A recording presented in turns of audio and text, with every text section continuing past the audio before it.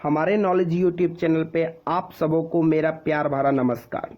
आज हम आप लोग को भाव्या पोर्टल में डॉक्टर साहब किस प्रकार काम करेंगे उसके बारे में बताएंगे। इससे पहले भाव्या पोर्टल के बारे में कई वीडियो हमारे चैनल पे मिल जाएगी, जिसका लिंक डिस्क्रिप्शन में दे दिया गया है। एएनएम भाव्या पोर्टल में किस प्रकार काम करेंगी इसकी भी वीडियो बनाई गई है। भाव्या पोर्टल क्या है इसके बारे में बताया गया है और भाव्या पोर्टल में डॉक्टर साहब किस प्रकार काम करेंगे उसके बारे में बोले थे, आगे बताएंगे। तो आज हम आप लोग के लिए लेकर आए हैं डॉक्टर साहब किस प्रकार काम करेंगे भाव्या पोर्टल में, उसके बारे में बताएंगे। बिना देर किए हुए चलते हैं अपने डैशबोर्ड स्क्रीन पर और आप लोग को करके दिखाते हैं। यह देखिए भाव्या पोर्टल का डैशबोर्ड खुल चुका है, जिसमें यूजर आईडी पासवर्ड डालेंगे वो डॉक्टर साहब का होना चाहिए, क्योंकि हम डॉक्टर साहब के काज के बारे में बता रहे हैं। डॉक्टर साहब अपना यूजर आईडी पासवर्ड डालकर इसमें साइन इन करेंगे। साइन इन करने के बाद आपके सामने इस प्रकार का डैशबोर्ड खुल जाएगा। यह देखिए इस राइट साइड में डॉक्टर साहब का नाम दिखेगा जिनके नाम से यूजर आईडी पासवर्ड है। उसके बगल में संस्थान दिखेगा, किस संस्थान में आप काम कर रहे हैं।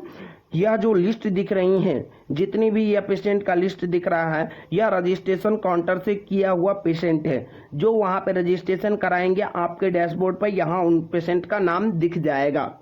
पेशेंट दिखने के राइट साइड में देखिए ये आला का सीन जो है, यह टैक बिटाल होती हैं जो एनएम दीदी करके देती हैं। इसमें बीपी, टेम्परेचर, हाइट, वेट लिखा जाता है, जो हम इसके पहले बता चुके हैं। इसका डिस्क्रिप्शन में लिंक दिया गया, आप वहां से जाकर देख सकते हैं।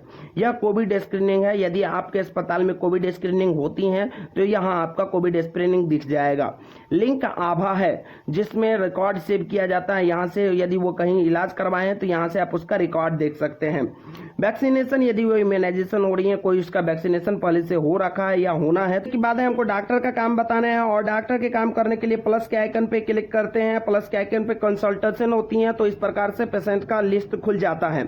इसमें देखिए चीफ कंप्लेन होती हैं जो एएनएम दीदी करके दी हुई होती हैं। वो पूछते हैं कि आपको क्या दिक्कत है, कितने दिनों से दिक्कत है। ड्यूरेशन बगल में लिखा जाता है। Height, weight, BP, temperature, pulse, ये इसका बगल में दिख जाते हैं आपको। यहाँ से डॉक्टर साहब देख सकते हैं कि उनका क्या बीपी, हाइट, वेट भी है, और वहां से आप उसका चीफ कंप्लेन देख सकते हैं। उसके नीचे आइए डॉक्टर नोट्स होती हैं। डॉक्टर नोट्स में डॉक्टर यदि पेशेंट के लिए कुछ कहते हैं, या तो उसको एडमिट करते हैं तो पेशेंट इज एडमिटेड लिखेंगे, या तो उसको रेफर करना है किसी बड़े अस्पताल के लिए तो रेफर टू इसमें लिखेंगे। डॉक्टर यदि उस पेशेंट के लिए कुछ भी बात यदि कहते हैं तो वह डॉक्टर नोट्स में लिखेंगे। यहाँ देखिए पेशेंट इज एडमिटेड लिख देंगे यदि वो हमारे अस्पताल में भर्ती है। ऐसा होता है इमरजेंसी केस डिलीवरी के रूप में। और दूसरी होती हैं कि यदि वो यहाँ नहीं ठीक होने वाला है, उसको रेफर करना है, तो हम कुछ दवाई लिख देते हैं, लेकिन यहाँ जो है उसको रेफर कर देते हैं किसी बड़े अस्पताल के लिए, तो यहाँ भी आप रेफर कर सकते हैं। यह डॉक्टर नोट्स में लिखा जाता है। उसके नीचे आ जाता है आपको क्लिनिकल एग्जामिनेशन और सिस्टमेटिकली एग्जामिनेशन। ये क्लिनिकल एग्जामिनेशन और सिस्टमेटिकली एग्जामिनेशन वो कोई ज़्यादा मायने की चीज़ नहीं है, जो मैंडेटरी है और जो आपको ज़्यादा करना है वो है रिकमेंडेशन। यदि आपके पास पेशेंट आया और पेशेंट को सीबीसी, एक्सरे या एचआईवी टेस्ट या एचबी टेस्ट, कोई भी लैब टेस्ट करवानी है, तो यहाँ से आप रिकमेंडेड कर सकते हैं। सर्च रिकमेंडेशन, संस्थान का आप नाम लिख सकते हैं कि कहाँ उनको जो है सीबीसी या लैब टेस्ट कुछ भी करवाना है, तो यहाँ पे फैसिलिटी सर्च करेंगे, डेट सर्च करेंगे। रीजन देना पड़ेगा आपको इसमें कि आप किस लिए उसका जो है ये सीबीसी करवा रहे हैं, या कोई भी डाउट है तो वो डाउट लिखना पड़ता है कि आप उसका टेस्ट जो करवा रहे हैं किस वजह से करवा रहे हैं। ठीक है। उसके नीचे आ जाती है डायग्नोसिस। डायग्नोसिस होती है मेडिकल लाइन में, वो डॉक्टर साहब की अलग ही भाषा होती है। जैसे एएनएम दीदी उसको कोई पूछा कि फुंसी हो गई, ये हो गई, तो वो डॉक्टर दीदी अपने भाषा में लिखेगी और उसको मेडिकल डॉक्टर भाषा में लिखेंगे। जैसे जिस प्रकार से आपको हम समझा दें, यदि उनको बोला कि फुंसी है, गमोची है, तो वो दीदी उसी भाषा में लिख दी, डॉक्टर साहब उसको लिखेंगे अपनी भाषा में स्किन एलर्जी। आइए उसके बाद नीचे आ जाती है प्रिस्क्रिप्शन। यहाँ से डॉक्टर साहब प्रिस्क्राइब करते हैं कि कौन सी दवाई उसको खानी है। दवाई सर्च करने के लिए दवाई के फर्स्ट लेटर में 3-4 लेटर यदि आप टाइप करते हैं वो दवाई खुल जाता है। जैसे हम यहाँ एजिथ्रोमाइसिन देना है, तो आपको एग्जांपल के लिए हम समझा रहे हैं, बल्कि यह दवाई उनको देना नहीं है। तो यहाँ उसका 2-3 लेटर टाइप करते हैं, वो दवाई आपके सामने खुलकर आ जाता है।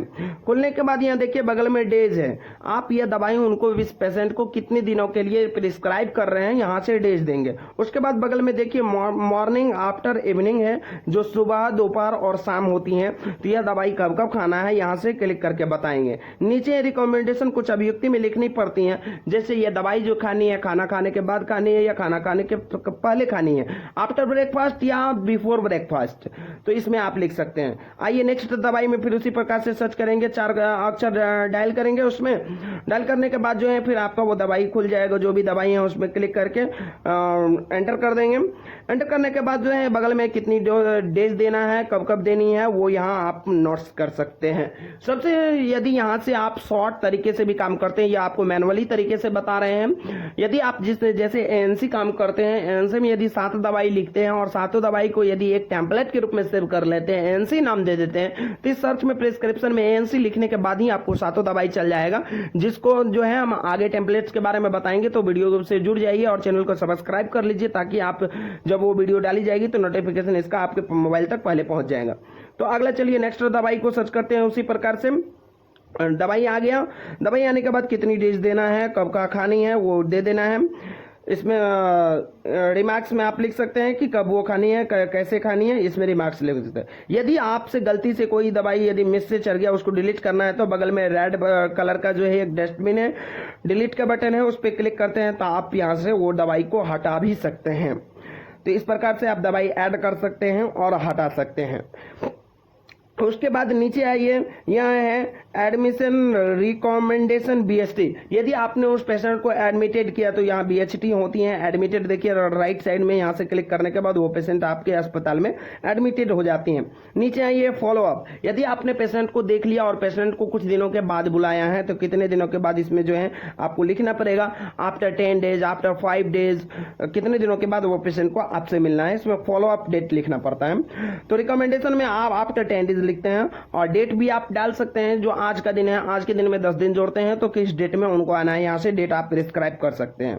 ठीक है, उसके नीचे चलिए आते हैं लैब हिस्ट्री। यदि आपने वहां जांच कर लिया और वो जांच करके आए हैं तो लैब हिस्ट्री में आपका उनका लैब डिटेल्स दिखेगा। ठीक है, चलिए तो इस प्रकार से आप देख सकते हैं। और नीचे आते हैं लैब हिस्ट्री के बाद जो है देखिए राइट साइड में फाइनलाइज होती है, फाइनलाइज चेकआउट होती है। फाइनलाइज यदि करते हैं तो आप इसका मतलब उसको सीबीसी या एचआईवी टेस्ट के लिए रिकमेंडेड किए हैं, वो जांच करवाने गई है पेशेंट, तो फाइनलाइज करें, क्योंकि यह पेशेंट को पुनः दोबारा देखना है। दोबारा देखने के लिए फाइनलाइज करें। यदि आप पूर्णतः यदि कंप्लीट कर दिए हैं, दोबारा नहीं देखना है, तो फाइनलाइज एंड चेकआउट करें कि पुनः उसको दोबारा नहीं देखना है। तो इस प्रकार से वो ड्रग काउंटर पे चल जाएंगे और ड्रग काउंटर पे अपना दवाई लेंगे और वहां प्रिंट निकाल के दे दिया जाएगा, बता दिया जाएगा किस प्रकार से खाना है। यदि आपने फाइनलाइज किया होगा तो फाइनलाइज करने के बाद जो है वो आपके पेशेंट साइड में खुल जाती है, फिर उस पर क्लिक करने के बाद जो है उसका लैब हिस्ट्री देखने के बाद जो है इसको फाइनलाइज एंड चेकआउट कर सकते हैं। ठीक है, देखिए साइड में आपको पेशेंट दिख रही होंगे, यहाँ से चेकआउट कर सकते हैं। तो यदि फाइनलाइज किए होंगे तो यही पेशेंट दिखेगी, यहाँ से आप उसको दोबारा चेकआउट करेंगे लैब हिस्ट्री देखने के बाद। यदि फाइनलाइज एंड चेकआउट कर देते हैं तो वो ड्रग काउंटर के लिए चले जाते हैं, वहाँ पेशेंट को दवाई मिल जाती है और वहां बता दिया जाता है किस प्रकार से खाना है, कैसे खाना है, सारा कुछ तो प्रिंट निकाल के दे दिया जाता है। चलिए आइए राइट साइड में देखिए 100 चेकआउट पेशेंट दिख रहा है। यदि आप इस पे क्लिक करते हैं तो आपने अभी तक में ओपीडी में जितने भी पेशेंट को देख लिए हैं उसका लिस्ट आपको जो है 100 चेकआउट में दिखेगा। और 100 चेकआउट को यदि क्लोज करते हैं तो जो करंट रजिस्ट्रेशन है, जो नई पेशेंट आ रहे हैं उसके बारे में दिखेगा, और जो आपको पुर्जा कटा लिया है आपके पास आने वाले हैं पेशेंट उसका लिस्ट दिखेगा।